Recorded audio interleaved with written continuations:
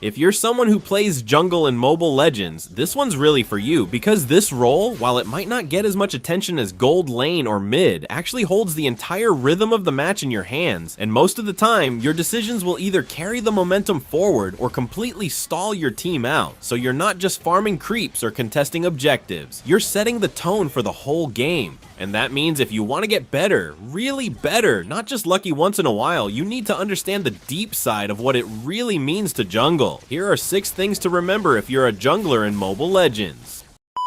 Number 1. Your first 3 minutes set the pace for the entire match. And I mean that literally. The moment the match starts, from the second you buy your first jungle item and make your way to your buff, the clock is ticking, and that timer doesn't wait for anyone. Those first few minutes are the blueprint of your tempo, the moment where you either gain control or start chasing it, and everything you do has a ripple effect. If you take your buff slow, if you hesitate to rotate, if you get invaded and lose a retry early, all of that delays your farm, which delays your level 4 power spike, and suddenly you're not ready for the first turtle. You might not feel it right away, but by the 5-minute mark, you're already behind. That's why you need to be intentional from second one. Walk with purpose, clear with discipline, and don't waste time watching fights you're not part of. Take a look at your lanes and plan your route around who needs help, but always prioritize clean jungle clears because even if you can't gank, you can still stay even or ahead in gold. And if an invade comes, don't panic. Defend smart, don't waste your retribution unless it's a guaranteed steal. And remember that tempo isn't just about speed, it's about efficiency. The faster you can reset and return to farming while the enemy is still stuck in a rotation or wasted gank,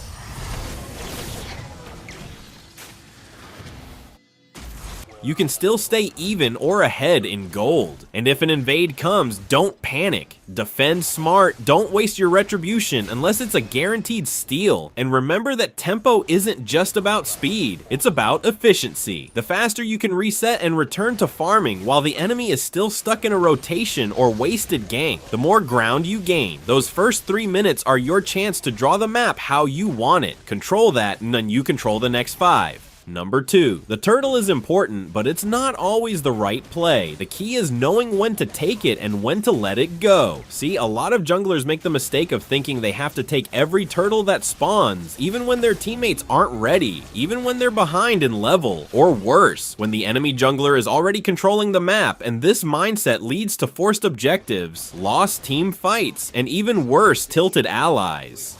The truth is, the turtle is valuable, sure, but it's not worth dying over, and it's definitely not worth giving up mid or gold lane just because you forced a fight you weren't positioned for. So the smarter move is to evaluate every single time. Are my side lanes in control? Is my mid laner nearby or stuck under turret? Do we have vision on their roamer or jungler? Because sometimes walking away from the turtle and using that time to farm, gank an open lane, or even invade their jungle is a better trade. And if you do decide to go for it, make sure your retribution is up, make sure your allies are aware, and commit fast. A clean turtle is momentum. A messy turtle is a snowball for the enemy, so don't chase it just because it spawned. Treat every turtle like a mini lord. Time it, prepare for it, and take it when the conditions are right, not just because it's there.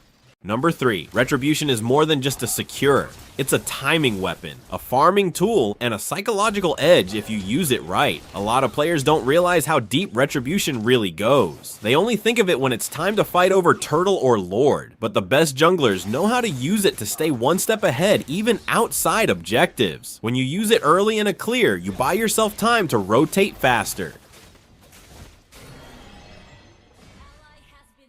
When you use it to steal enemy jungle, you're not just getting gold, you're denying XP and slowing their momentum. And with the jungle item passives, retreat can even help you recover HP mid-rotation, letting you stay out longer and apply more pressure. But here's where it really matters. The timing, because even if your mechanics are sharp, if your retreat is off by just half a second in an objective contest, that's the difference between winning or handing the lord to the enemy.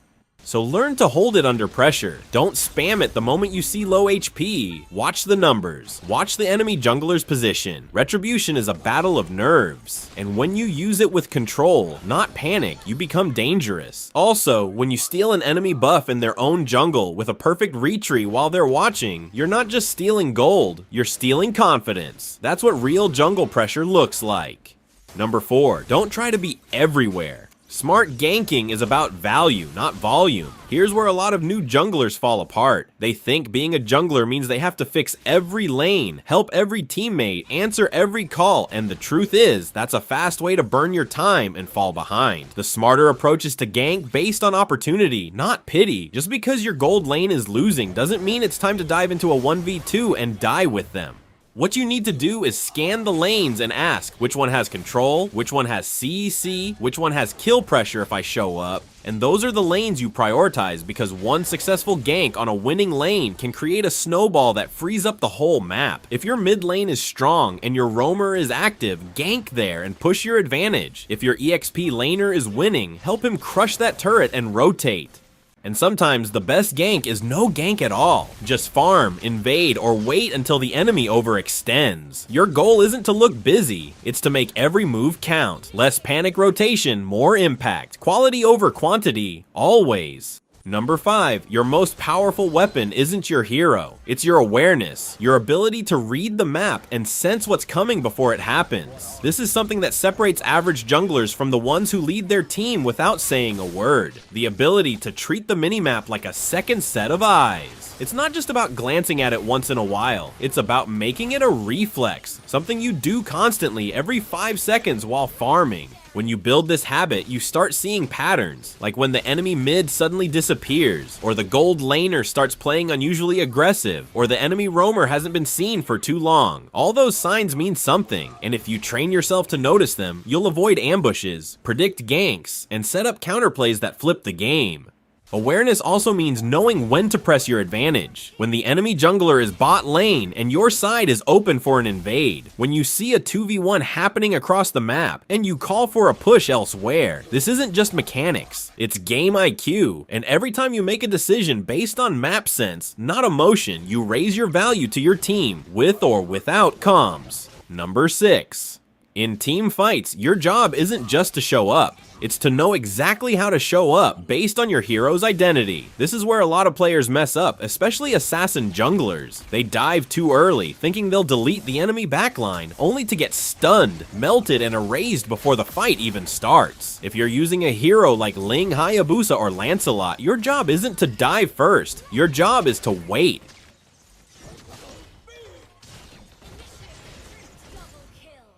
But even then, you don't just charge in randomly. You wait for your team to be near, your skills to be ready, and your targets to be isolated. You're not just a hero in a fight, you're the decision maker. And the more you understand your role in each fight, and whether it's baiting, bursting, peeling, or controlling, the more consistent your team fights will become. You won't just win off luck, you'll win off clarity.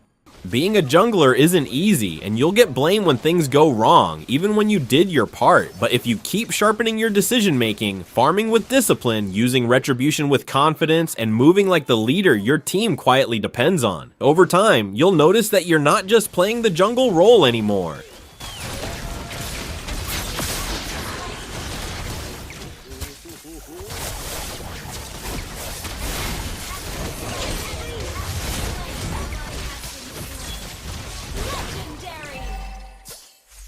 Thanks for watching, I hope you learned something, and if you do, don't forget to subscribe. Thank you so much.